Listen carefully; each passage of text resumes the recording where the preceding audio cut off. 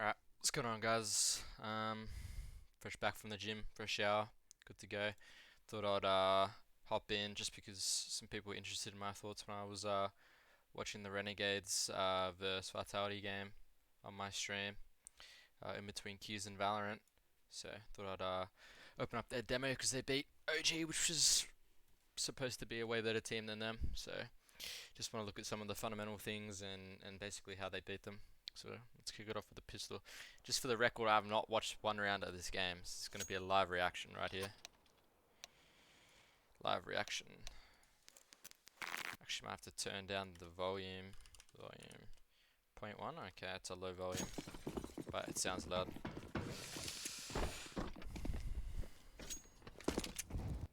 Interesting. So this is pretty standard. At least OG's defense. It's just like 3 top, like 1 annex, 2 top, one playing outside, one's got ramp. They have no kits, which could be interesting. Like generally you'd have your ramp player with a kit and a smoke. I don't know if that's still the meta at the moment. But Renegades have decided to do a top rush, so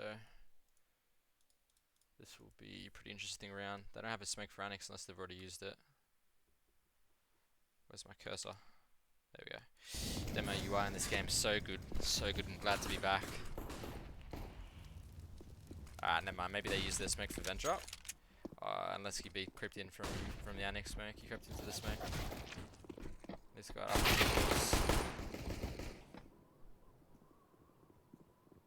So Ali's pop flash enabled him to come double out of hut there. So I think what they were trying to do was fake the vent drop with Malta and then have 2 or 3 people bust out upper with the pop flash and isolate that guy as they rotate off site. Like catch the timing of the rotation, which is a pretty good round. I like it, but they sort of lost their trades here in transition. Unfortunately, Lesky B was inside of the vent, like he crept in the smoke. That's a play I used to make as an annex player, so interesting. And they trade out, and that's it. Let's go next round. I'll probably just win the eco, unless they force, so I won't watch it. Let's see. They do force, so we'll watch this. I haven't been watching any CS. I wonder what the meta is with the 2A. I feel like the force bar is pretty strong, especially on a map like Nuke. If you let the CTs establish their economy, generally the Ts are gonna find it a little bit rough. So I do like the force bar. It's going for outside. Like this is just a standard default from them, which is good. They're getting information. Let's see how they react off it though. That's just peeking outside. They got 1 silo. I need to use numbers, huh? What are the numbers here? 0. Josh is in silo. He's just at the bottom here. This is pretty good though. They're sussing out the map. They're letting their... The thing that I like about this round is they're letting their good gun search for kills. Like, they've got Sicko towards ramp with the Galil. They've got Hads towards outer. Malta's got a Galil as well. Is he looking at Squeaky? What's he doing? I know he's got a smoke lineup for upper. So at this point, they've established a little bit of information. They don't have push ramp, haven't push outside. Use some of their util, and at this point they want to group upper or fake outside first. Let's see. Put some outside pressure.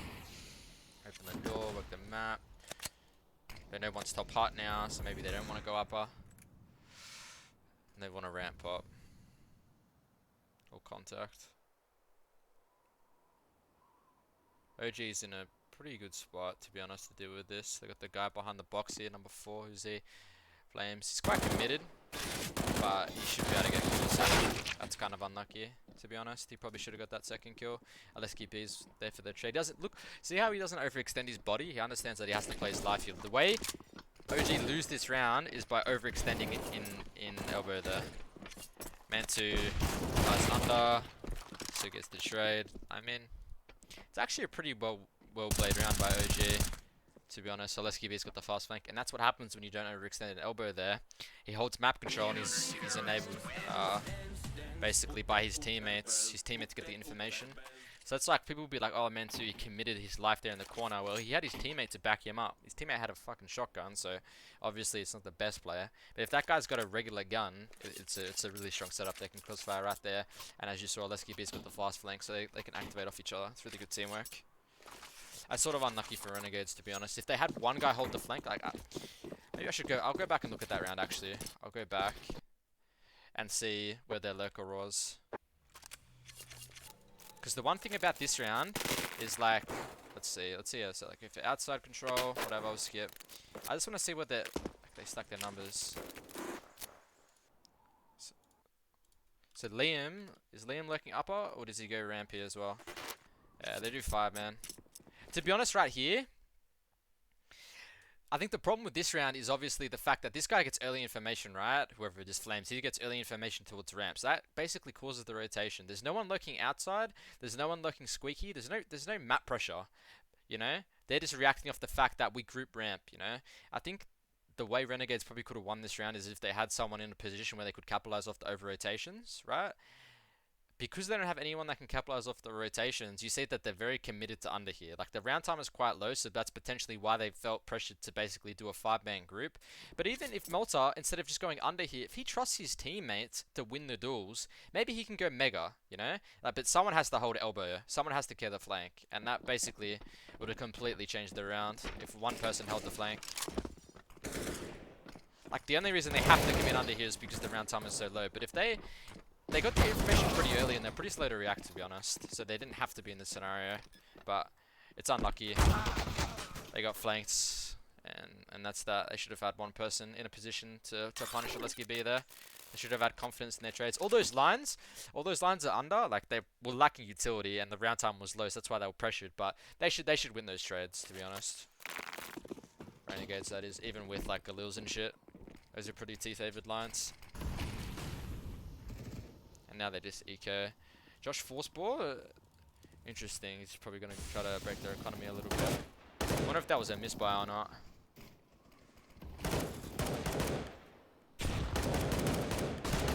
Ooh, that's a good pick through the smoke. That's a huge fucking pick. They just started with some upper presence and then outside. It's really good to recycle this gun here. Really good. So I like the numbers, even though they've given up lobby control. To be honest, like, they shouldn't win this round, Renegades. Their only chance of winning this round is basically recycling that gun and being able to capitalize off this gun. So they're putting themselves in positions to do that, which is fine. Let's go next. Fuck. Oh, that is a misclick. That is a misclick. Damn. I had to spot on the demo anyway for when it finally skips through. How slow. Oh, CSGO demos, so much fun. I need to make sure I never make that mistake again. I used to make that mistake all the time when I used to watch demos. Alright, here we go. Fast forward anyway.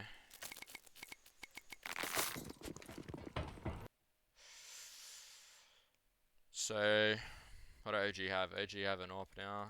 The AWP is going out. So they pretty much played the same way every round. They're just basically playing basic Nuke, where it's like you got one guy outers, you got one guy ramp, and you have a rotator, which is a Lesky B, the Annex player, and basically 2 committed upper. They're playing quite standard. It's funny how the meta hasn't, like, nothing's changed in like 3 years since I was playing. Actually funny.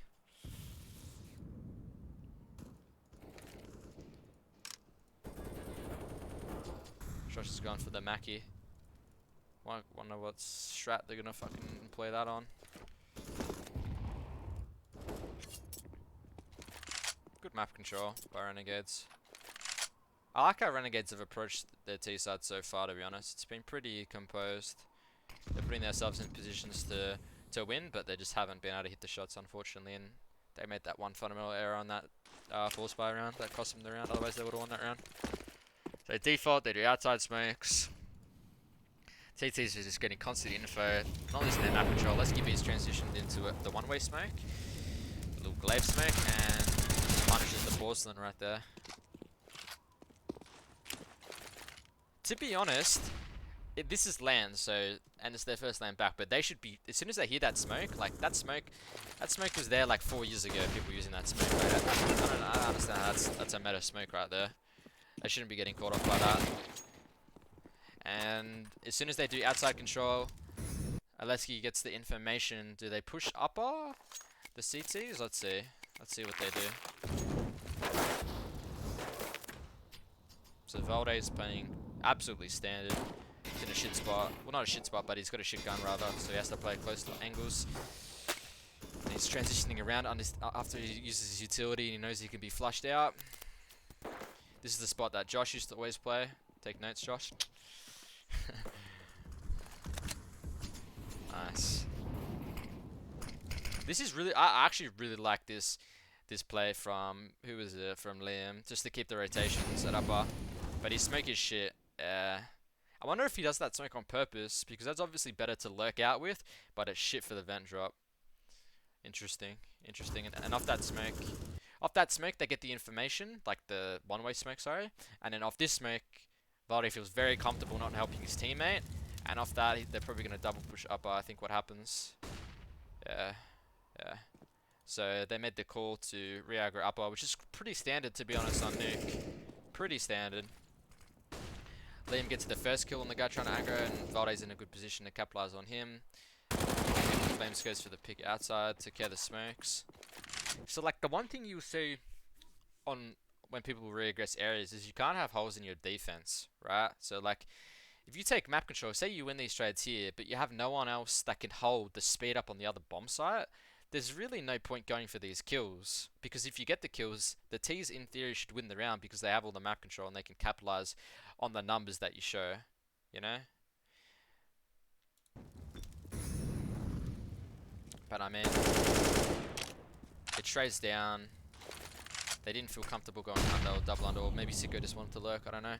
That was a fine play. To be honest, the only thing that is a little bit cooked about this play from Sicko is that he dies before the bomb's down, which is just like cursed for Hats. Like Hats is probably like, come on, bruh, what are you doing?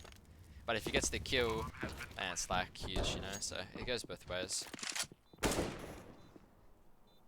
It's hard to see all the information on the comms and things like that as well, so you got to keep that shit in mind. Like maybe fucking Liam was screaming in Simon's ear just then. Go Alex! That could be happening.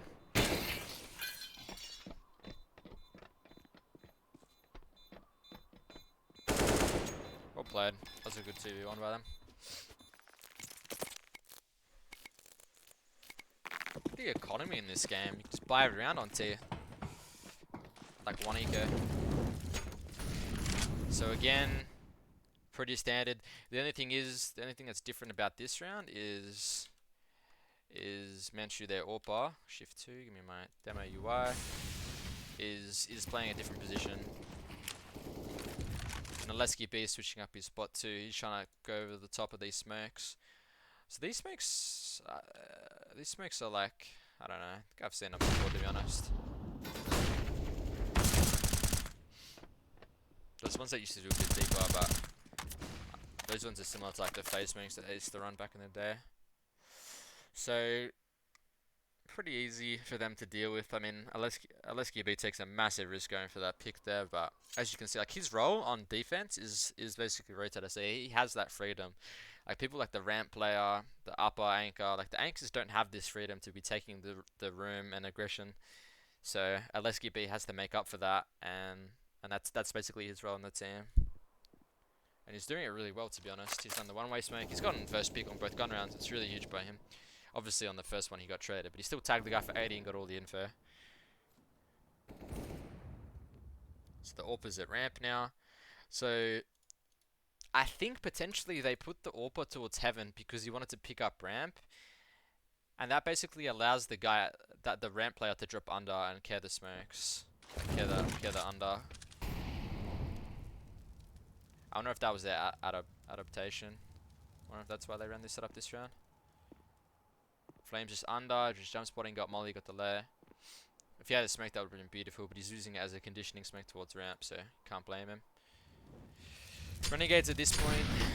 Let's go back and see how they approached the round, to be honest. Obviously, they died at the outside smokes, we know that, but what were their lobby players doing? They did vent drop smokes and shit, I assume. They did the other time. Be very surprised if they didn't do it again this round. So Liam's doing it again. It's the molly. So maybe that's why he does the smoke like that, so he's the molly, but this time, I mean the previous time there was no molly, so that's why I found deeper. Either way, so he gets a spam kill through the thing there. They do actually sneak one under, like Sika actually did get under. That's a good point to note. I don't think they had that info. But as soon as his teammate dies, he's looking... Is he under? No, he's outer, yeah. He's sort of just roaming and looking for the trade, to be honest. And dies. To be honest, like, Liam doesn't have flashes, so it's unfortunate, but if one flash just came out squeaky here, if he didn't take that peek, that was a free kill. I mean, Ali has 2 flashes, but the timing potentially could have been missed, so it's hard to say that they should have done that, but if the timing was there, if Simon was like, where is he on the mini-map, it's hard, it's so buggy, but if he was like, right, I don't know if you can see my cursor, I think you can, like right here, if someone was like around here, when he was coming back from Secret, if he heard or knew the guy was in Annex, Ali easily could have had that timing to come back, so potentially land things and just lack of composure, but just those little small teamwork things make the difference. Like that was a guaranteed kill with the flash. Dry face, obviously, Simon half HP loses the fight. And that fight right there is probably a fight even on 50 HP that he probably wins 50 to 70% of the time. But when the flash is there, it's guaranteed. And there's those small fundamental differences that basically you'll see from the high level teams, like that separate people from the pack. Australians versus the rest. The Russians versus the rest. Or Gambit and crew.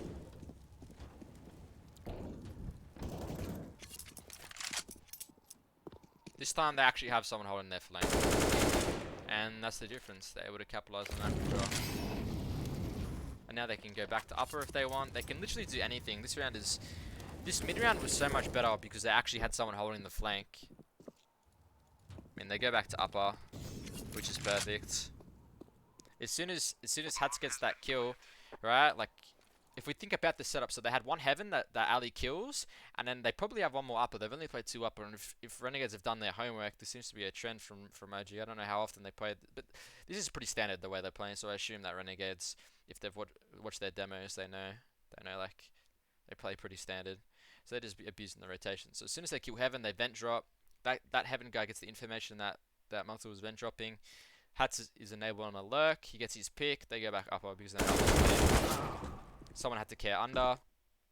Because you got to think about the smokes as well at the beginning of the round, right? As I said, like, you can't have gaps in your defense. So one person would have been carrying the smokes at under. So they should know that as a fact. So one person's under. They kill 2 upper. There has to be a ramp player. And there's probably someone carrying outside. So it's like, as soon as they kill the 2 people upper, then upper's clean. So it's a really good rotation to go back by Renegades.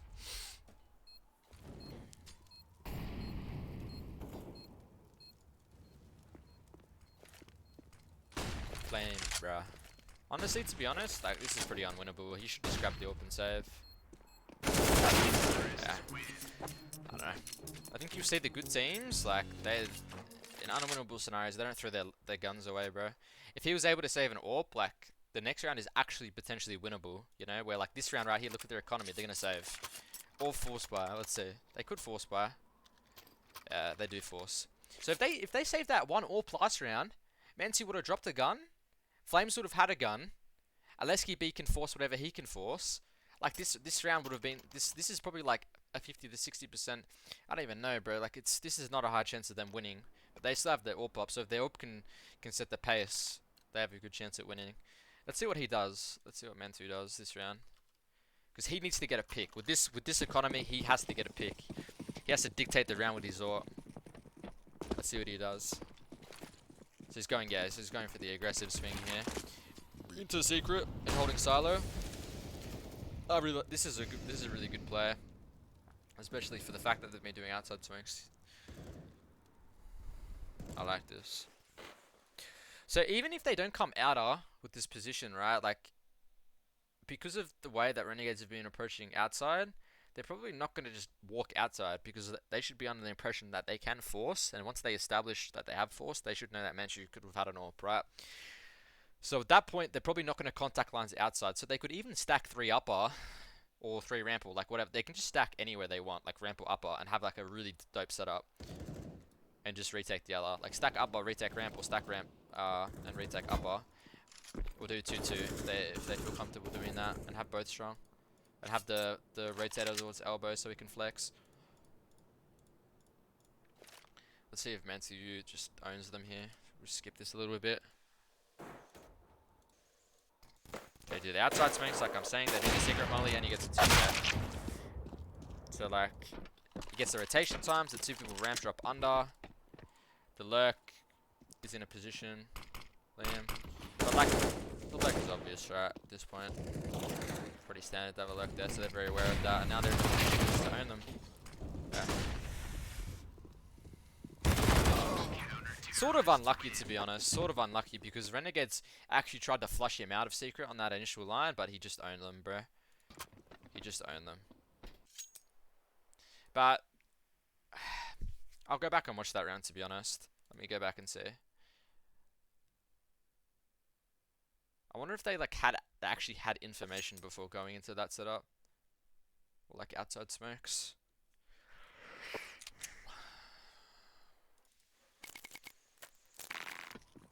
So on a round like this, there's a high chance that they could force fire, but also a high chance that they could save, right? So they need to establish that information pretty early.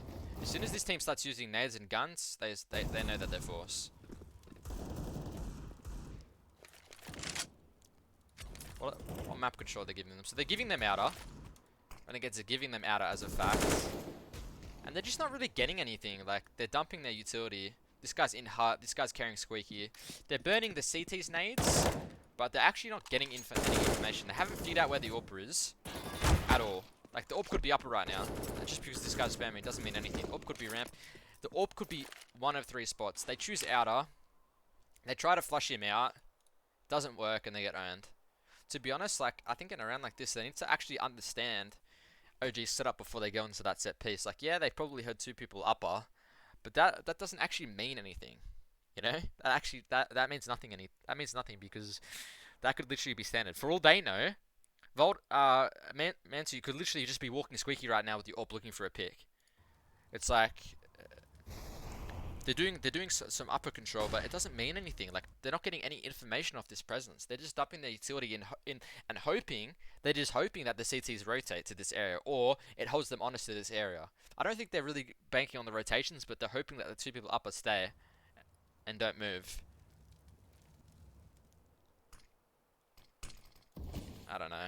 It's actually T-side is tough on this map. So like, how can they get that information? To be honest, there's probably a couple ways that they could.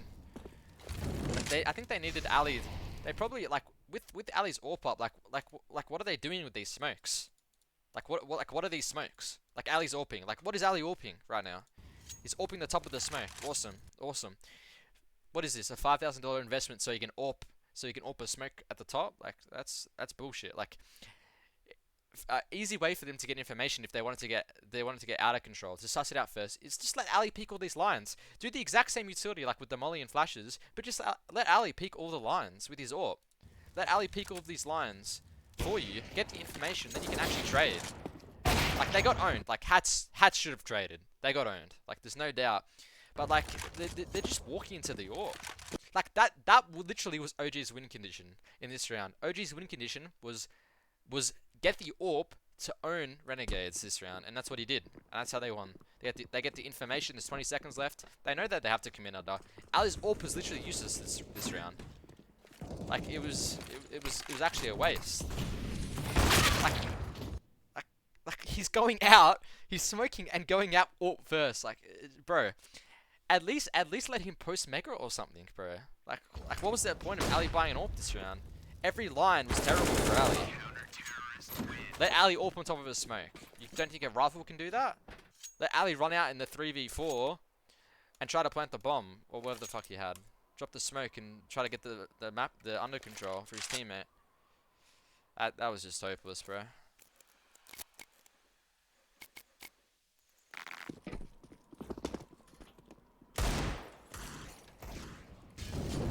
Now they're back on Eco. They win this game too, Renegades. They've made 2 fundamentally catastrophic errors in 2 rounds, and they still end up winning this game. If you make catastrophic errors, and it's like the same environment, like if you make catastrophic errors in any of your sides, you don't deserve to win the half. Even if you have individual, like, you don't deserve to win anything. You still can, and they show that obviously in this game, because we know that they win, but it just shouldn't be how it is. Like, the other team deserves to win if you're making errors like that. If they're able to capitalize on those errors, they deserve to win. Because your economy gets ruined, right? Like, Ali buys an AWP, right? If Ali didn't buy an AWP, he could have had an AK this round. Obviously, everyone else is eco, so it doesn't make sense for him to buy. But that's just to show you how the economy gets affected the next gun round. Like, Ali has to potentially full save. I know he had a deagle, but it's just it's a roll-on effect. It's just easy for OG. They have a good anti-eco. Shut down round. That's that. OG are playing super basic as well. Like, the thing is, right, like, OG have literally played... I could have... I don't even think I've watched a Nuke game for like 4 years. Maybe 2 or 3, right? They're playing exactly how the map was played 2 or 3 years ago. Like, the most standard setups, working the fundamentals, having good crossfires, using their utility well, re-aggroing, getting information, holding under, like, super standard. Renegades are playing super standard as well on their T side. Just was, I mean, I think these were called. I don't even know if they were liquid or the face moves, but those were around back in the day too. Whoa, I feel bad, but I feel for my homie Alexi. Let's go back and watch this round because I was talking, I wasn't paying attention. I feel for my homie Alexi. The thing is with the silo wrap, so obviously Hats goes for the wrap on Annex here. The key thing to note is the flashbangs. The flashbangs block the audio cue. The molly forces you into a line. It's like it's cognitive overload. So there's no audio cue because you're blind, and the molly is forcing you into a certain position. It's really tough. It's really tough. As soon as that, if let me see what happened for Mansu. Where's he going this round? Let's pause it. So he goes outer. He goes outer. He ops Annex. Or sorry, ops small blue. As soon as and this is really tough to be honest, because like Renegades have been conditioning them with this util, so that's why they get punished this round. To be honest, because Renegades have been doing well conditioning. Like Liam's been, has been putting the smokes and flashes there like every round and the melee but basically as an Annex player, as soon as this guy's like blind flashed, he can't do anything. This outside guy, this warehouse guy, he understands that his Annex is dirty and he has to take a risk. Like, to be honest, they already fucked up. Like, as soon as this guy's getting flashed, it's really hard for the AWPer to go back and watch silo, because then Hats is just going to drop off and kill him, right? And it's going to be either a hard shot for Mansu because he's only just going to be able to see him, or he's going to miss the timing completely. Like, he almost has to like literally go wide here and pick Annex, which is a massive risk, because obviously Renegades have been conditioning his util and going outer. It's a massive risk. But I mean, like, he's holding outside here. Like, at this point, he could have just gone wide, and he does. It's just that second too late. It's just that second too late, unfortunately. Like, Hats is able to get a double. It's just that second too late. He's not reacting to the information that's being provided to him. To be honest, the first kill, it's like, as I said, like, it's super tough because Renegades have been doing a really good job conditioning that utility. But the second kill, like, Mansu should have been very quick to react to that, to be honest. Like, he had the outside line, so it's like, it's not that much of a risk to go for the kill there. You should be able to get out fine if you just bunny ops away. So Renegades get that info. They take ramp. Let me go back and watch how they were defaulting around that.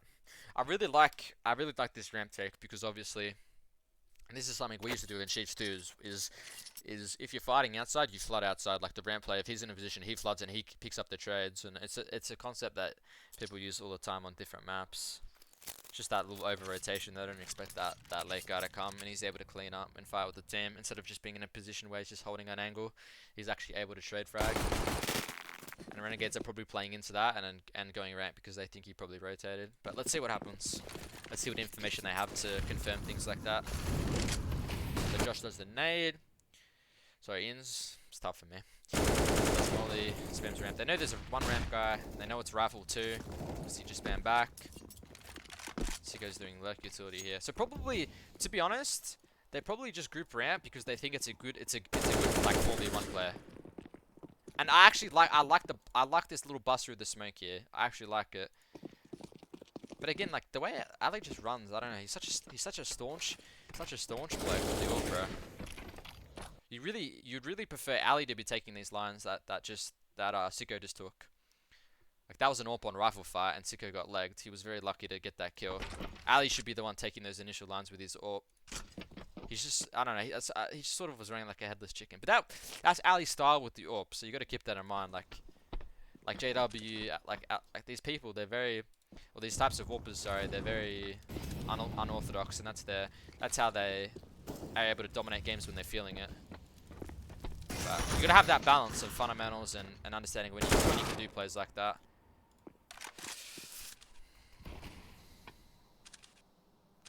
They go under, they lose the kills. How do they lose the kills? Let's go back and check. Let's go back and check. This is a long one, huh?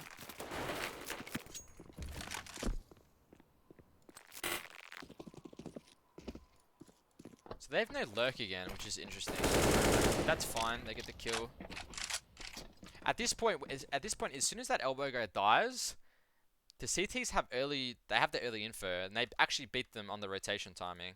So like you see Flames, like I don't know where he was in the start round. We'll go back and check, but he's going to be able to get into a position to punish Renegades at Megaton. Now, like, he may be able to get to the right side, which they may not have expected because maybe he started under. We'll see here. Did he start under? Nah, he was up by transition ramp. Yeah, so he rotates ramp off that kill, and it's able to get to under. That's just that early info. That's that early info that guy gets, right? Even though he dies, gives the early info to Flame, so he actually is able to get in a good position to go for Angels if they commit under. I think honestly the play here, because they have that early info, right?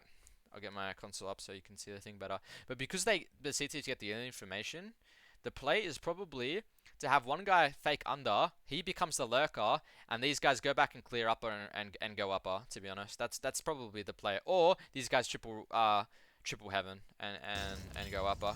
But the play is definitely not to commit up here. Even in a 4v2, they think they can win the trades. They should win the trades, right? They fucked up. They didn't use their utility correctly. Ali missed a shot. Unfortunate. Like, they should still win this round 80% of the time. But the play I said was the higher percentage, to be honest. Just because they gave the early info, like they let the CTs rotate. They weren't aware too, like they weren't aware that the CTs could have rotated under, which is tough because sometimes it's different in this game compared to Valorant. But like, I don't know, they just don't really have the fundamentals down, I guess, to that extent. It's like such a small timing, you know. It's like such a small timing. In Oz, they probably don't even get punished by things like that, you know, because people are so slow to react. But at this level, the protocols are there, so you have to play into that, you know. They actually end up winning that round, right? Surely, yeah. I was gonna say. The way they lost, that would have been devastating. So this is a good little outside control, to be honest. The only thing that they don't really have to do is that close smoke from Josh. I think that close smoke gives the CTs a smoke to play around if they push the outer, like one or two people, which is quite common. I think he can just do the same util he did, but just without the smoke, and he can just go for the fights there. And just was caught up. Josh turns around to care the smoke. Unlucky. Wins. So, alright. So at this point, Renegades are back in the game. They've got their economy down. They're in a good position. If they win this gun round, they can put them back on eco and establish their economy even stronger than what it is now, which is like 1 room buffer. So Inz's doing outside utility. They're doing the progression smoke at upper again. Spamming. Going ramp. Ali gets the kick. Does have to get the trade. Good molly to flush out the right. Obviously didn't land perfectly, but good teamwork. Like, that's the difference in the teamwork there compared to the Sicko round when he lurked out and had the 1v1 on the guy Annex, you know. It's like in that round they do support their teammate with utility, in the other round they don't. And obviously it was a lot easier in this instance because it's a lot more obvious and they're in position to capitalize.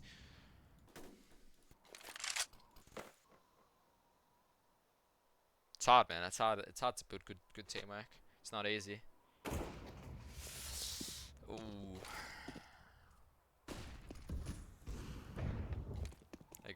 contact outer.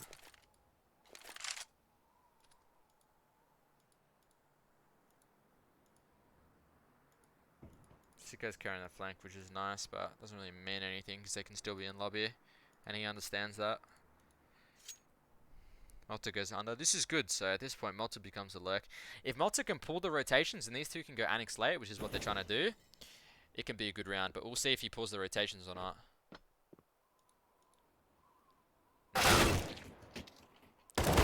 Europeans are too smart, man. They're too smart.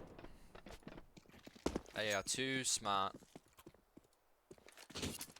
I think that was a pretty good recovery.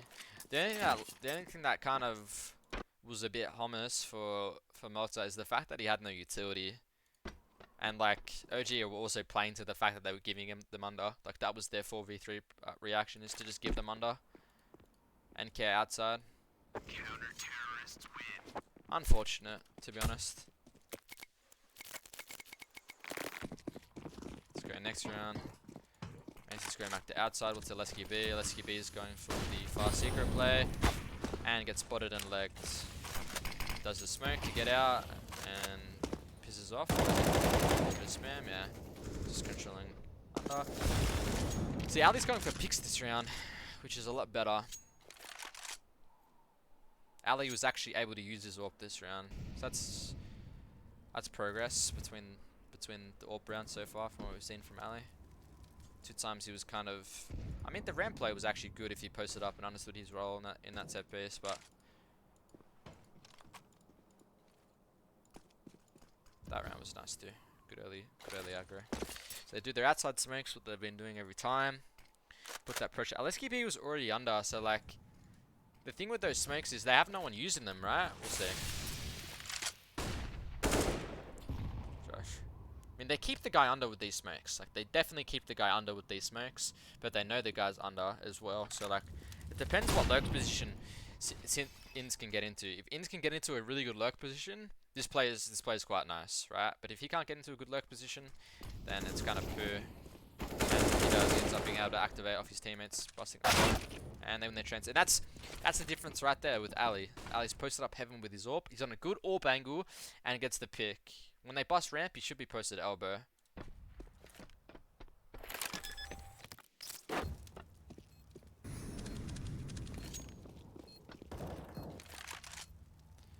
Octa activates ramp and dies, or did he get pushed? Anyways, doesn't really matter. Keep going. Win the round. That's a lot better of a round from Renegades. A lot better of a round. They're actually able to get... I think the biggest difference in that round was they're actually able to get Ali's AWP involved in the round twice. At outer, for the early aggro, and then on the set piece, Ali was actually in a good position to be able to post up on an angle where the AWP was strong. And obviously, Josh had a really good lurk at outer. Ins.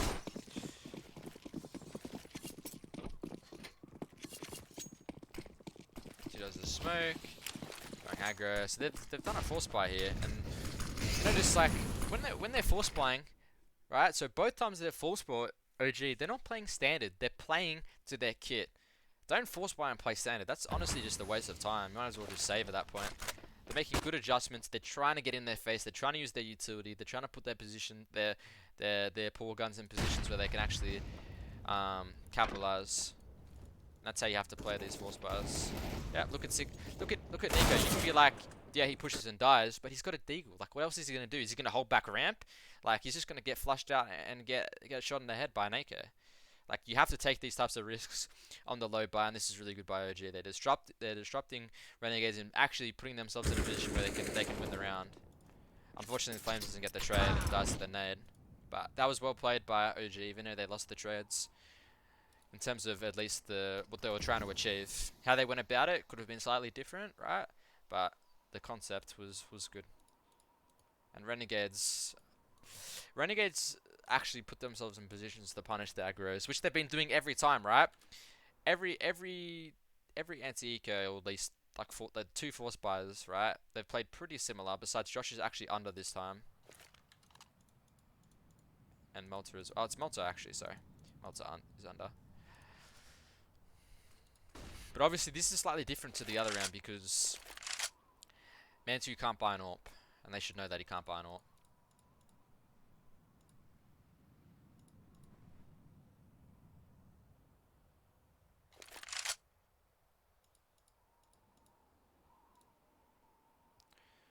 In's lurking upper. 30 seconds. Gets a 1v1. Dies. One more upper. Valde probably gets the trade. That's enough though. Now they know there can only be one guy under, and they just come ramp and they win the round. Easy. Oh no, Lesky B. They should smack him off. Oh.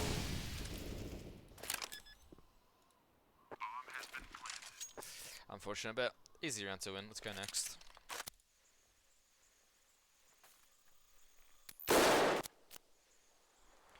Let's go next.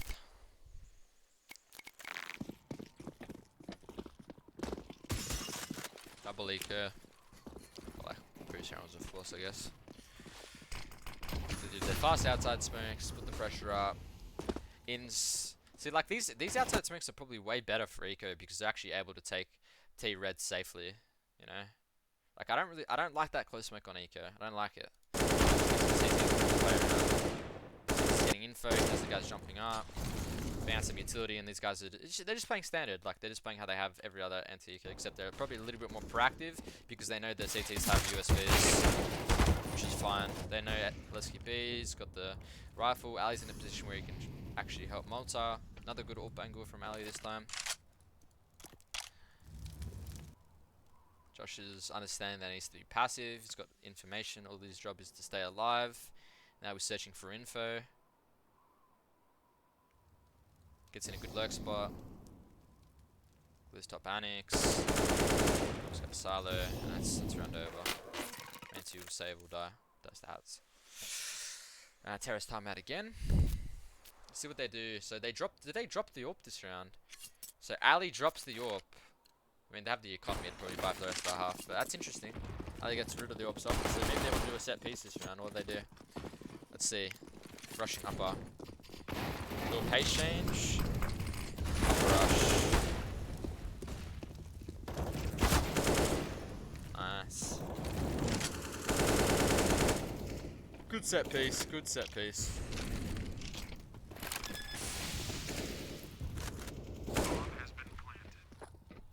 Good set piece, and it just catches OG completely off guard. I'm gonna go back and look at this upper rush, just to see the minute details, because obviously Ali was doing utility. I think he did maybe a top hop molly and a flash. That was huge, but we'll see what else people did.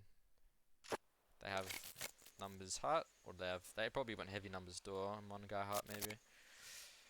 That's how people used to do it back in the home days. Yeah, so he does a molly, flash. One person just sprinting out. That's the trade.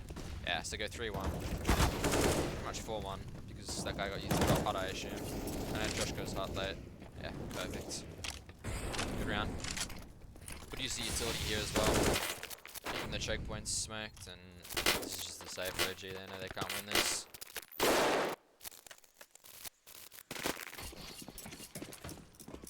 Alright, Ali's got the AWP back up. I want to watch Ali this round. What does he do with his AWP? So they're defaulting. He's just sort of his utility outer so far. Besides Molly and flat. Oh no, he hasn't used his smoke. I'm wigging. So they're just getting pushes with the AWP.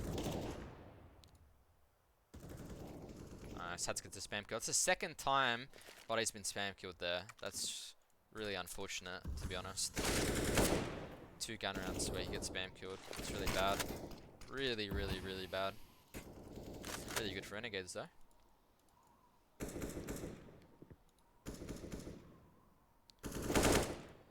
So they're just carrying aggros. Malta gets 1. That's fine, to be honest. I mean, Sicko could have been with him, but obviously the reason Sicko wasn't with him is because they already wanted to go back and do their shot, which is just their outside smokes, I assume. Yep.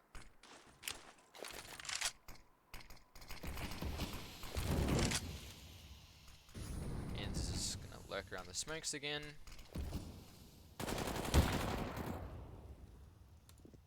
These guys are trying to go out upper. They're basically just doing the same shot they did the other time. It's sort of a good mid-round, to be honest. The upper hit is a pretty good mid-round. I like it. At least with this round. Because like the outside smokes, like, they basically require a CT to either drop under or key outside. Like they can take the risk OG because they've lost numbers. They can take a risk and just stack upper, which they kind of did, right? But they still have to respect outside and they still have to respect under at some point in the round. If Renegades draw the clock down, which they did, they're putting a lot of pressure on OG. Like there's that point in the stack where they start second guessing themselves, and that's the timings where they want to basically be hitting, which they did. Unfortunately, In's died again. I actually want to see how In's died because is that the second or third time he's lurked through those smokes so far in the game.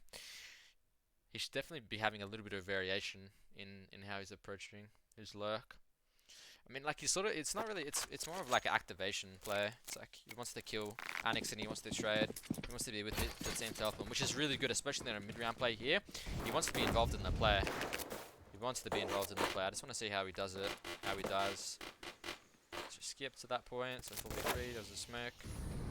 Guys in Anix.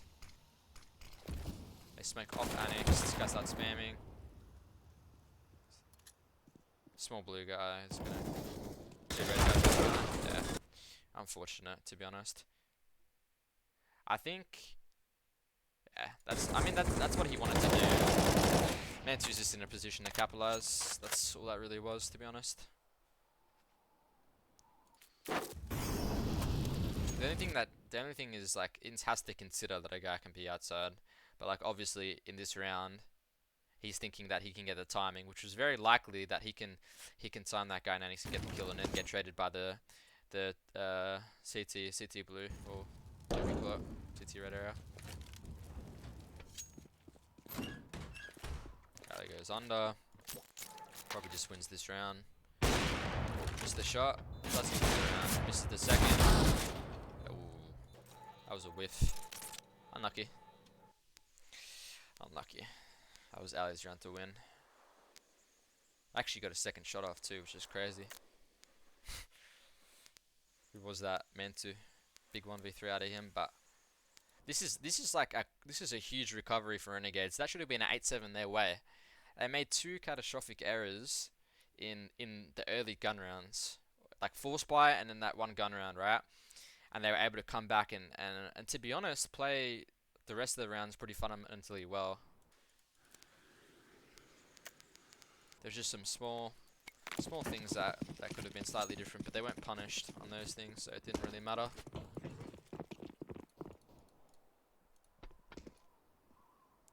You have to take into consideration play styles and things like that, tendencies. Small things. Oh, multi with the doolies and the hat. And Hats just gets overwhelmed. Unfortunate. I don't really want to rewatch this pistol. No point. OG just had a good take and Malta didn't get his kills. And same with Hats, they just both missed. So these guys force back. Let's see what they do in their force. So keep in mind, as I said in the previous force buy, for OG twice is you have to be proactive and you have to be doing things that play to your advantage. Taking the duels on your terms because you have the less weaponry. Sigo hits a beautiful shot, drops under. Ali's in a position to help him. Misses the tag. Very close. Gets the second tag. Inns is stacked under. So like they were pretty much anticipating an underdrop, but like Inns starts under hiding. That's what he did. That's what he thought they were gonna do. Like he obviously thought that they were gonna go under this gen, so he just stacks under and hides there the whole round and is able to capitalize super fast because they just rush. Unlucky. Multi gets the trade. And this should be easy 2v1 if they play it right. He just tap in the door like a motherfucker. And had to kill him here. Oh, he stays back to Hunter. Perfect. That's well played. Well played.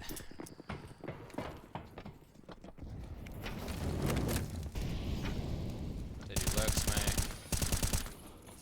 Tags the guy heavy. It's hard to know when someone drops there. Like, the communication has to be really good at the vent drop area for your team, because like there can be times where you know the guy hasn't dropped, right? You just know the guy hasn't dropped. You have to communicate to that ramp player. If they've got no one under already, the ramp guy is generally the person that would rotate under. So like you wanna keep that guy strong. You don't want him to rotate off. I mean, of course you can just give them under, but that guy's gonna be in an advanced position and it's gonna be a hard round to win if you do that.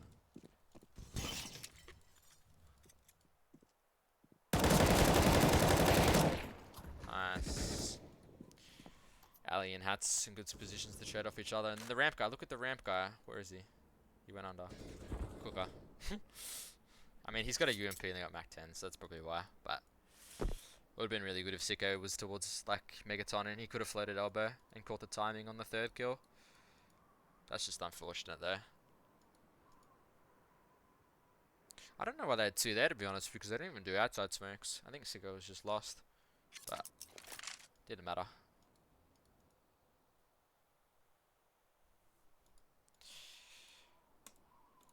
This mid round's interesting. They control lobby, which is just so standard. Malta's in Annex, carrying his outside, and they just end up winning the fights, to be honest. That's what these rounds come down to be honest. Like, if people are playing the round fundamentally correct, like generally it just comes down to aim duels and who hits the shots.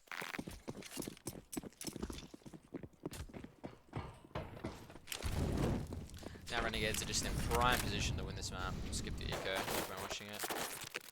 Beautiful. Now look at Renegades' economy. They're on the stack. OG on the ropes.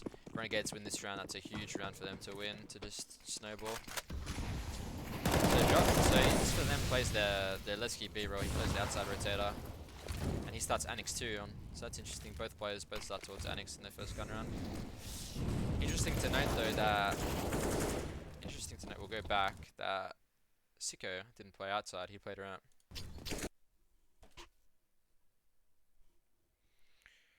Let's see here. Let's go back and watch this. I want to see their star round set up. Obviously we got a sneak peek into what they did, but OG that is, but I want to see where Sicko played.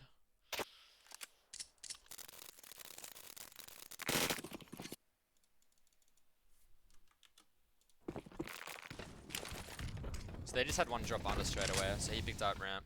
That's pretty traditional too as well, to be honest. If you're going to have one start fast unders, you pick up generally your AWPer is the person that goes towards ramp, and obviously Sicko doesn't have an AWP, so he's just rifling and playing the rough angles. Top part, silo, super standard, Josh is Annex, and they just get flushed out. What happened to Malta there?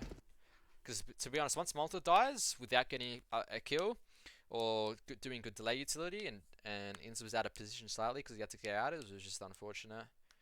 For Hats, he's just a dead man walking. If he gets any kills there, that's immaculate and like super well done for him.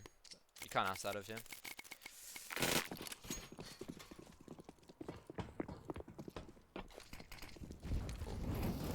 Malta. He's just spamming, reloading. Drops his smoke. Ooh, just that second too late. Damn. That's so rough for Malta. He tried to time, so I think he tried to time his molly so it instantly pop on the expiry, the smoke, sorry, on the expiry of the molly, so it instantly pop, and it just didn't, and that really fucked him there. And then he obviously got owned by their util, their flashes and stuff. But that could have helped him out a lot if that smoke was there. Like, he would have been a lot more comfortable. Oh, outside by mistake. He would have been a lot more comfortable once we're back in. Just dropping T-Vent there and playing that close angle with the Mac 10. Even though it's like a one and done, like that's his job in that position in this round. Once he understands what's happening. Renegades do a really good job at keeping 3 alive here, I assume. Yeah. So like, even though they lose this round, they keep 3 guns alive. So it's like they're still keeping their economy up. That's really well done by Renegades. They understood that the round was over and they didn't force anything. Now Ali's got his AWP up. Let's see what Ali does. He goes for the fast out of pick. So this is the difference in styles. Like, obviously Mantu was a lot more mechanically sound, wanted to play angles where he could potentially miss a shot and fall back. Ali, completely different style of wall, but he'll get in your face, he'll go for the quick scopes and no scopes and wall bangs and multi-frags. That's the style of peak right here. He just gets owned. He just got owned by flashes. Unfortunate for him. That's gonna happen, to be honest. It is what it is. Malta, did he start under this round? Or did he drop vent and then the guy tried to follow him? Because this is the second rotation for under as well, is your your second upper player, like typically the guy that plays around hut and annex, he can drop vent to when they do that smoke if he knows that they haven't dropped, and pick up, like if they do outside smokes, like say they do vent drop smokes, and he knows that no one's vent dropped, he can go into the smoke and have a way faster rotation than ramp, and ramp is still strong. I think that's potentially what Malta did here. Let's see. That's definitely what he did. So he spams, and he probably just knows, like, his molly's still up, he's done nade, he's done a whole clip of spam, he knows. I would have liked him to walk, like, he drops down making so much noise, and that's why the guy follows him. Let's see if he did that on purpose, so the guy followed him. I mean, yeah, maybe he made all that noise so the guy would follow him, and he gets the pick on him. I don't mind that play, if that's what he's thinking.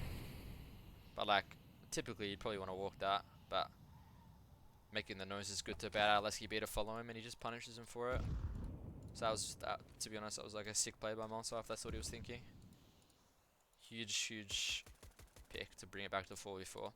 And at this point, Malta's got under, they've got Siko on ramp, and they just commit 2 upper, which is super nice.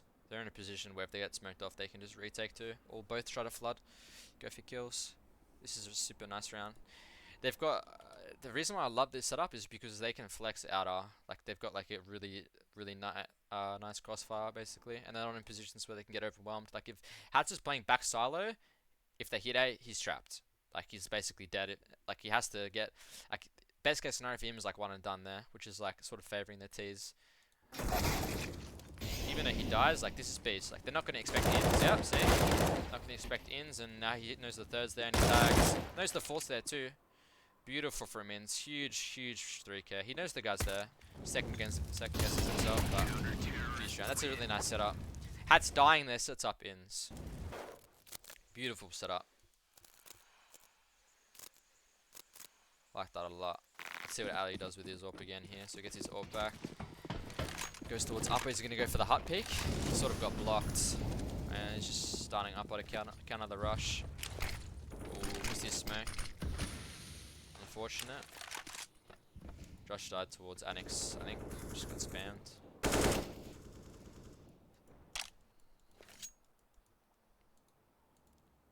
Ali moves back towards ramp. What's their 4v5? They want to double ramp, double upper, give up outer. Yeah, so like, as I said, like this is a typical approach too as well in 4v5s or 4v4s as well, as you just give up. You can just give up outers and unders if you're in a position where you can't rotate there, right? And you just stack up and you just stack ramp and you just risk it, to be honest. You just play positions where you can't get flanked from heaven. But look at this from Multi. They haven't even done any util towards outers, and now they do. He's able to vent drop off that teammate smoke. The squeaky one. So they don't even... They have flex in this round, which is nice. That was like a full stroke right there out of my brain. There was no pressure towards outside, so there was no need for him to drop. And then when there is, they have the utility to enable him to do so. And the problem with that is if they go back towards upper, like Hats is just dead. But I mean, it is what it is. He's actually in a good off angle. Gets 2. That is so huge by Hats. That is so huge. That is massive. Skip through. I don't think Renegades retake this. I think they just save as they should.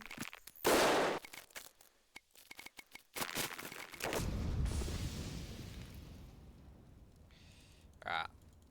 What's happening on the CT? Did Ali go for an early pick outer, or you just start here? I don't know.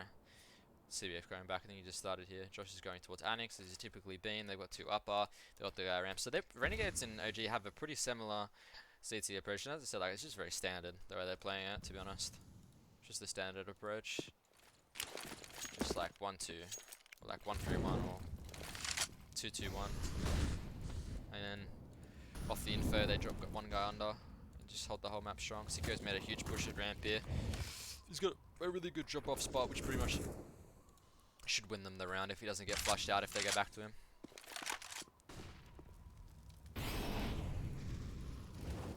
Multi drop under? Yeah, he does. Under strong, ramp strong, 3 upper. Big round. Big round. Int gets flushed out, which is unfortunate, but potentially they didn't have utility to help him to get into upper. I mean, Hats had a flash, so he could have done the flash for squeaky, but even then, it's still like higher risk. Sicko's able to activate on the lurker, kills the bomber. Ali's in position to counter the speeder. Hats is able to pick off him, and that's just round over. So basically, Hats' push is one of the rounds, to be honest. Malta's rotation under, and Sicko's push ramp was just the key difference there, and Ali was in a good position to be able to stack up her, basically. Really good spot for the orb. Now OG's on eco, and this just builds Renegade's economy. Let's go next. They don't lose this. No way. My god, they almost did, but I can't go back. The most too slow. They actually almost lost to Glocks. That would have been devastating. Alright, let's see.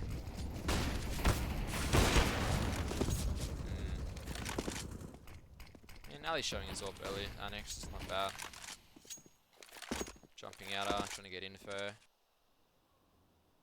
On the smokes. Someone actually dropped under. Has anyone dropped under? Sicko dropped under from ramp, and they had ins play ramp instead. Which is nice. A good little rotation from them. That enables Ali just to stay out with his orb and keep looking for picks. Spots the guy T-Red, which is just huge. This should be a free pick for Ali now. Now that he knows he's trapped T-Red. Unless he gets flashed off the line. Ali's just communicating with his team, like, free pick here. But look how aggro Ali is. Like, he'll walk at him to kill him. He knows he's there.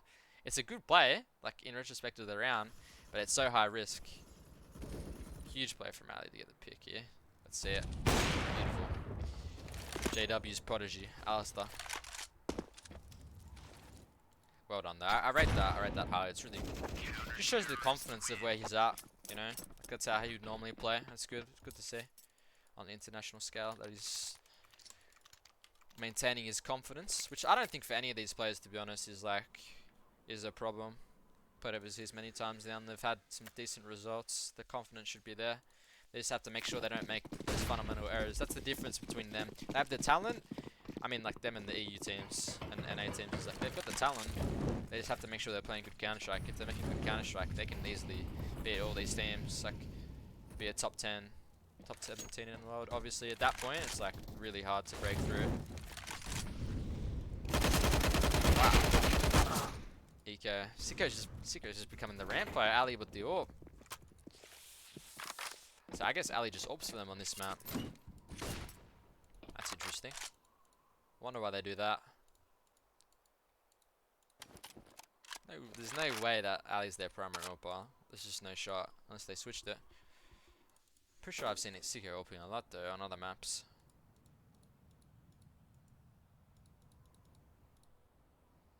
Who knows? I don't watch enough to know. Anyways, it's a good hold from Sicko. And this, they should easily win this round, and they do. At this point, it's pretty much game over for OG. Like, Renegades' economy is there. Even if they lose this round, they can buy next, and if they lose next, they eco. So they have 3 bites for the rest half. Sicko does the ramp push again. These guys are controlling outer. Josh is not playing ramp this time. Ali starts hard push. Just good mix-up by them, to be honest. Good early round setups, and then their mid round has been super clean, to be honest. He's able to get a pick off the org. Gets traded though, unfortunately. It's just unlucky. Ali's in a position where he wants to push hard, and he does, and the guy's right above him. Does he clear it, or does he wait for Sicko to clear it? Or is he top heart? Top lobby. Yeah. He's above him. That's bounce, and good trade. So it's just super standard, to be honest. Like, you take you give the T's outside, you have one guy care under, and you push upper. Super standard re-aggro, but as you can see, it's just they're hitting their shots. That's the difference in this game. They're hitting good timings and they're hitting their shots. They're doing nothing fancy.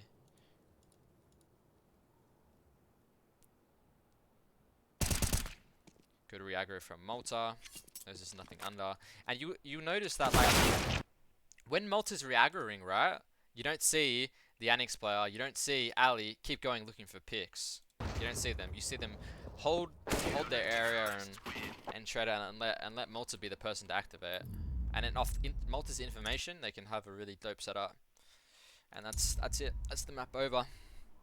So overall, to be honest, it was a pretty good game by Renegades. I'm actually pretty impressed at the individual performances. Like Ali had a good map, even though he made a couple errors with the AWP, like he wasn't able to put himself in position to capitalize. But I really don't think that's on Ali, to be honest. I think that's just how they were approaching the rounds. Like potentially the ramp round, Ali needs to understand how he can evolve his AWP on that round. But besides that, to be honest, the other round where they went out, like he was never in a position, and that was just a strat call from Inz or whoever their caller is.